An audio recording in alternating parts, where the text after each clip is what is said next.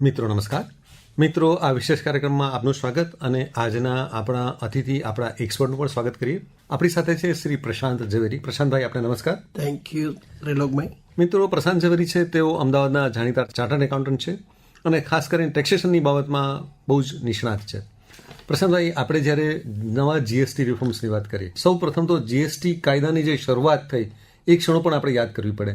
તો જીએસટી જ્યારે અમલીકરણ શરૂ થયું ત્યાંની પરિસ્થિતિ, તમારું આકલન તમારા શબ્દોમાં કહેશો? રાઈટ. હવે જ્યારે જીએસટી દાખલ થયો ને ત્યારે દરેકને એવું હતું કે આ નવો ટેક્સ આવ્યો, ટેક્સનું બર્ડન વધી જશે, કન્ઝ્યુમર ઉપર નેગેટિવ અસર પડશે.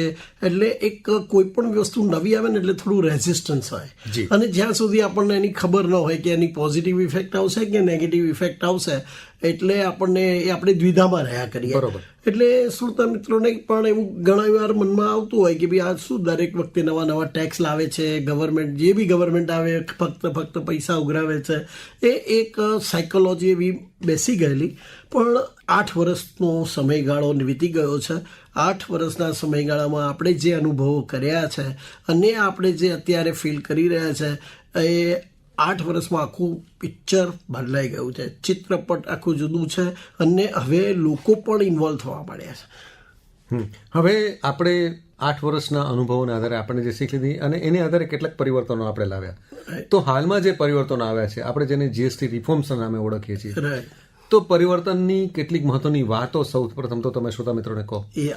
આમાં કેવું છે કે ક્યારે પણ કોઈ પણ નવો કાયદો આવે ત્યારે શરૂઆતમાં આપણને કોઈને પણ એનું પેરામીટર ખબર ન હોય કે એનું ઇમ્પ્લિમેન્ટેશન કરશું તો શું તકલીફો આવશે, શું પ્રેક્ટિકલ ડિફિકલ્ટી આવશે, કેટલું કોમ્પ્લિકેટેડ થાય છે. દરેક જગ્યાએ એના લૂપહોલ્સ પણ આપણે ખબર ન પડે.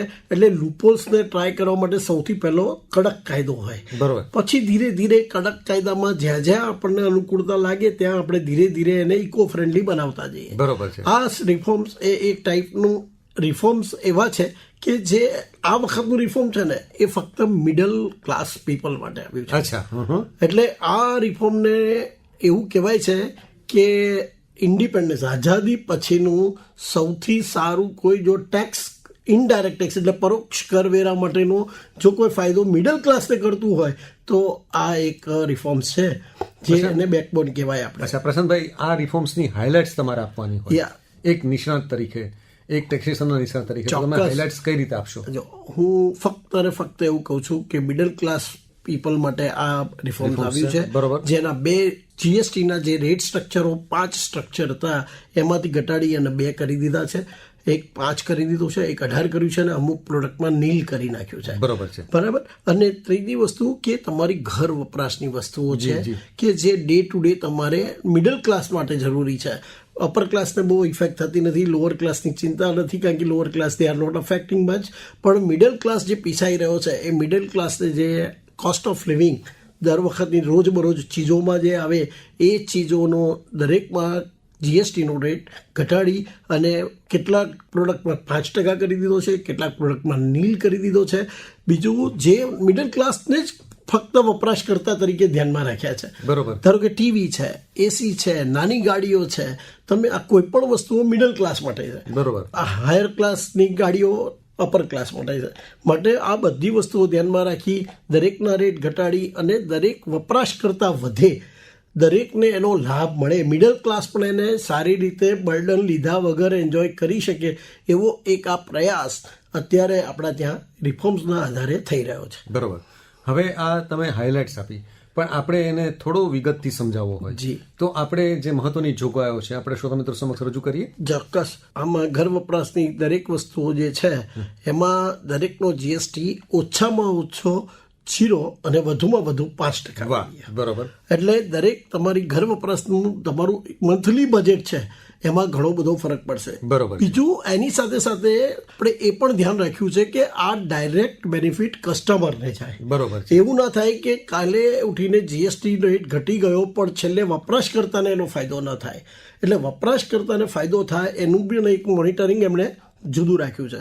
બીજું દવાઓ. આજકાલ માણસને એક રોટલી ઓછી ખાય તો ચાલે પણ હેલ્થ ઇન્સ્યોરન્સ જોઈએ, મેડિક્લેમ જોઈએ, કારણ કે કાલે શું થશે ખબર પડતી નથી. બરોબર છે. એટલે લાઈફ સેવિંગ ડ્રગ્સ છે, જે દવાઓ છે, જે જરૂરી દવાઓ છે, એ બધામાં પણ એક એવો રેટ ઘટાડી દીધો છે કે જેમાં તમારે 5% સુધી આવી ગયું, અને અમુક વસ્તુઓ લાઈફ સેવિંગ એકદમ રિક્વાયરમેન્ટ વાળી ડ્રગમાં તો 0% પણ ટેક્સ કરી દીધો છે.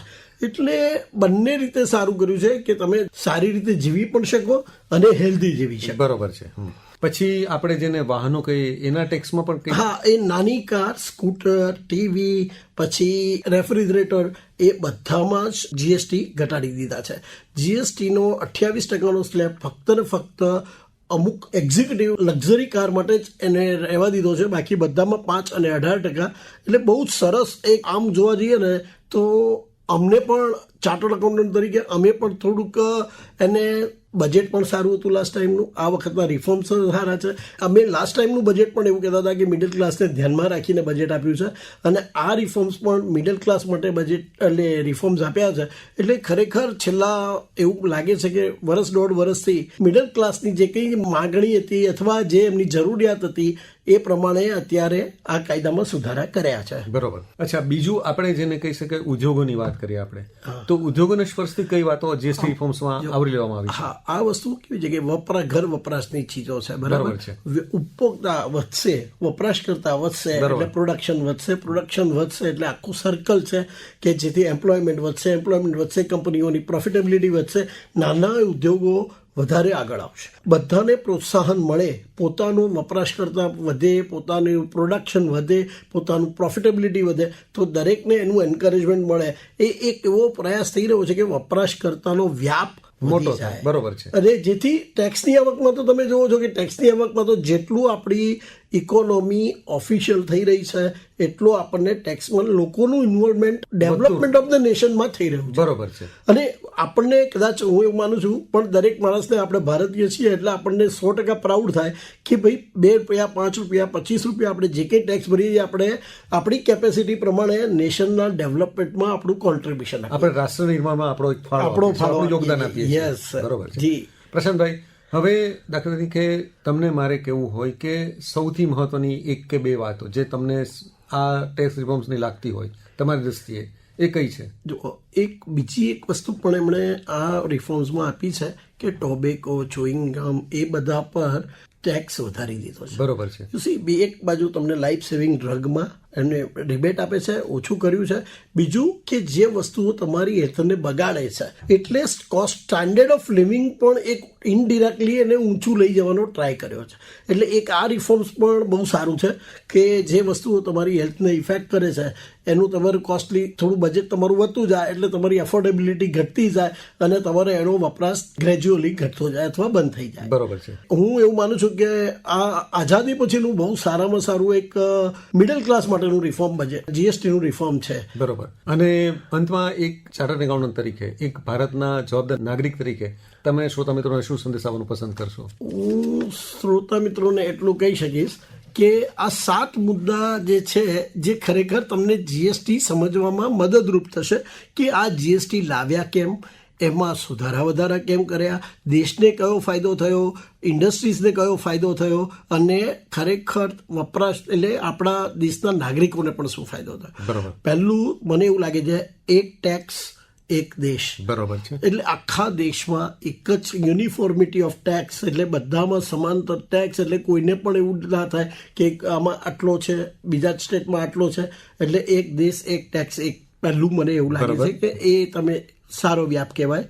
બીજું કે કરદાતાઓ વધારવા છે. બરોબર છે. કારણ કે 140 કરોડનું પોપ્યુલેશન અને એમાં જો કરદાતાઓ આપણે જાણીએ છીએ કે એના નંબર, અમે આઈટીમાં પણ અમે એ નંબર જોઈએ છે તો આપણને એવું દુઃખ થાય છે કે લોકો હજી એમાં ઇન્વોલ્વ નથી થઈ રહ્યા. બરોબર છે. તો એ કરદાતાઓનો થોડો વધારવા માટેનો એક ટ્રાય એ આ જીએસટી કહેવાય કે આખા દેશમાં એને લાગુ પાડ્યો. જ્યારે 2017માં લઈ આવ્યા ત્યારે એક આ પણ આપણો એવો પેરામીટર હતો કે ભાઈ બધાની અંદર ઇન્વોલ્વમેન્ટ થાય. બરોબર છે. ત્રીજું, જીએસટી દર સરખા કરવા. પહેલા લાવ્યા ત્યારે 5-6 સ્ટ્રક્ચરો મૂકી દીધા હતા કારણ કે આપણને એવું લાગતું હતું કે આપણા દેશના જે રીતે ડિસ્ક્રિમિનેશન ઓફ પીપલ છે, lower level, upper level, middle upper અને સુપર અપર. બરોબર. તો એ પ્રમાણે આપણે થોડા 5 સ્લેબ રાખ્યા હતા. હવે દિવસે દિવસે આપણે એવું નક્કી કર્યું કે ભાઈ થોડું સિમ્પ્લિફાય કરીએ, થોડા રેટો બી એના સ્લેબ ઘટાડી દઈએ, એટલે કોઈ પણ વસ્તુ જરા ઇઝી થઈ જાય, ઇકો ફ્રેન્ડલી થઈ જાય અને લોકોને એનો વપરાશ કરવામાં કન્ફ્યુઝન ના થાય. બરોબર છે. એટલે એ એક પોઈન્ટ પણ એ છે. બીજું, ફાઇલિંગ પણ છે ને હવે બધું ડિજિટલી કરી દીધું. બરોબર છે. તમને કોઈ જગ્યાએ કોઈ ગવર્મેન્ટ ઓફિસરની કે કોઈક ઓફિસરની તમને પરેશાની થાય છે એવું નહીં થતું. જો તમે સાચા છો, જો તમે ચોખ્ખા છો, તો તમે રજૂઆત કરો, તમને તમારી વસ્તુઓના જવાબો ઓફિશિયલી ડિજિટલી જ મળી જશે, જેમાં કોઈ પણ માણસનું ઇન્વોલ્વમેન્ટ નથી, એટલે બાયઝ ઓપિનિયન નહીં આવે. બરોબર છે. એટલે એ પણ ડિજિટલાઇઝેશન પણ એક બહુ સરસ થઈ ગયું છે. બીજું, સૌથી ફર્સ્ટ આ લોકોએ એવું કહ્યું છે કે કસ્ટમર ઇઝ ફર્સ્ટ, ગ્રાહક પ્રથમ. બરોબર છે. કારણ કે ગ્રાહક જ, અમે પણ એવું માનીએ છીએ, અમે બી ચાર્ટર્ડ એકાઉન્ટન્ટનું પ્રોફેશન કરીએ છીએ, પણ ક્લાયન્ટ ઇઝ અવર ગોડ. બરોબર.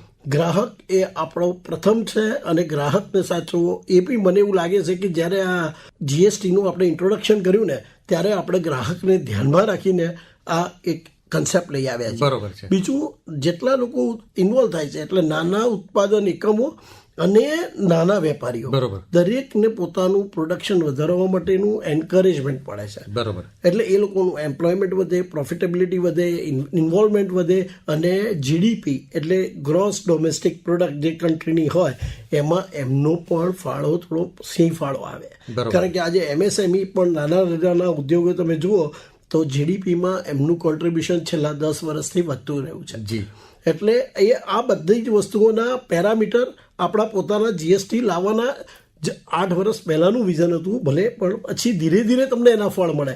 ઝાડ તમે છોડ ઉગાડો એટલે આજથી ફળ ના આવે. સાચી વાત. પણ એનો જે ટાઈમ સ્પેન માગીએ એ ટાઈમ સ્પેન માગીએ. પણ આજે એવું લાગે છે કે એવરી મંથ તમે જુઓ આપણી જીએસટીની કલેક્શનની આવક કેટલી વધતી જાય. હવે આ આવક જે વધે છે એ દેશના જીડીપીમાં જ આપણને કામમાં લાગે અને દેશના વિકાસમાં આપણે પ્રોડક્ટિવ એક્સપેન્ડિચર કરી અને આપણી પ્રોડક્ટિવિટી વધારી, પર કેપિટા ઇન્કમ આપણે વધારીએ, માથાદીઠ આવક, એ આપણો ગોલ છે. બરોબર છે. એટલે એ પણ સારું છે. અને છેલ્લામાં છેલ્લું કે ઓછામાં ઓછા તમે ટેક્સ રાખશો તો વપરાશ વધુ થશે. બરોબર છે. અને વપરાશ વધુ થશે તો અલ્ટિમેટલી કલેક્શન વધુ થશે. બીકોઝ બેઝ વધે તો ભલે ટેક્સનો સ્લેબ ઓછો છે, પણ 100 પ્રોડક્ટ જતી હોય ને બદલે 200 પ્રોડક્ટ જાય તો 200 પ્રોડક્ટનો 5% લેખે તમે જે ટેક્સ ગણશો ને તો એ ટેક્સની રકમ વધશે, એટલે લોકોનું ઇન્વોલ્વમેન્ટ વધશે અને ઇન્કમ પણ વધશે. બરોબર. તો એટલે એક રીતે જોઈએ તો આખા જીએસટી રિફોર્મ્સ છે એ બહુ જ દૂરોગામી અસર પહોંચાડનારા છે અને એક ચોક્કસ વિઝન સાથે આ પગલાં લેવામાં આવ્યા છે. ચોક્કસ. અને હજી હું એવું માનું છું કે આ રિફોર્મ્સ પણ હજી થોડાક શરૂઆતના રિફોર્મ્સ છે હજી, અને આપણે જો ઇન્વોલ્વ થઈશું તો કદાચ આનાથી વધારે સારા રિફોર્મ આપણને જોવા મળશે. બહુ જ સાચું. તો આપણી આ આશા સાથે અને આપણે બધા પણ આપણા પ્રધાનમંત્રીશ્રીનું જે વિકસિત ભારતનું જે સ્વપ્ન છે એમાં આપણે જે યોગદાન આપવાનું છે, યોગદાન 5 ટ્રિલિયન ઇકોનોમી આપણે જે ટાર્ગેટ અચીવ કરવો છે એમાં એમએસએમઈ અને આપણે નાનો માણસ પણ બહુ જ અગત્યનો માણસ છે, એમનું નાનામાં નાનું કોન્ટ્રીબ્યુશન પણ દેશમાં કામમાં લાગવાનું છે. એ વસ્તુ ચોક્કસ ધ્યાનમાં રાખીને આપણે આપણા ભારતીય નાગરિકની ફરજ આપણે બજાવી. જી. તો આપની આ વાત સાથે પ્રશાંતભાઈ, આપે કેટલીક મહત્વની વાતો પણ બહુ સરળ ભાષામાં અમારા શ્રોતા મિત્રો સુધી પહોંચાડી. આપનો આભાર અને આપને શુભેચ્છા. Thank you. Thank you Trilokbhai. Thank you શ્રોતા મિત્રો.